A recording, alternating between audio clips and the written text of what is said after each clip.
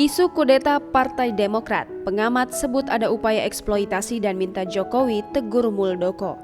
Direktur Eksekutif Indikator Politik Indonesia, Burhanuddin Muhtadi menanggapi isu kudeta Partai Demokrat yang dilakukan orang dalam lingkaran istana.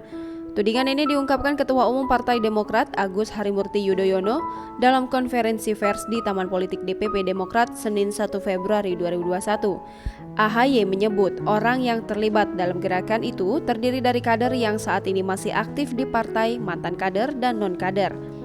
Burhanuddin Muhtadi menjelaskan nama-nama tokoh internal partai yang ingin mengkudeta merupakan nama-nama lama yang sudah lama menempatkan diri sebagai opsional Partai Demokrat. Menurutnya, munculnya nama Muldoko perlu dipertanyakan karena ia merupakan pejabat istana. Ia mengungkapkan jika ada upaya untuk mengeksploitasi isu ini karena Partai Demokrat berada di luar pemerintahan. Burhanuddin mengatakan apa yang dilakukan Muldoko merupakan kesalahan karena ia masih menjabat sebagai Kepala Staf Presiden. Menurutnya, isu ini dieksploitasi karena Partai Demokrat bisa mendapatkan suara dari pemilih Gerindra yang kini bergabung ke pemerintahan.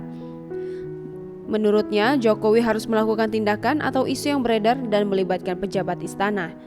Sebelumnya, Kepala Staf Kepresidenan Jenderal Purnawirawan Muldoko menjawab tudingan adanya orang istana yang ingin mengambil alih kepemimpinan Partai Demokrat secara paksa.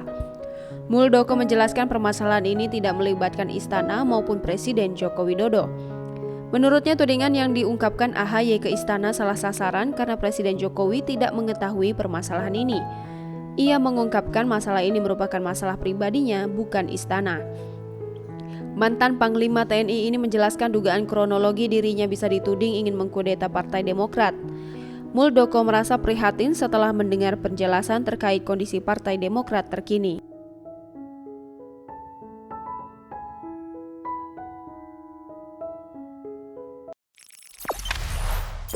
Jangan lupa subscribe, share, komen, dan like ya.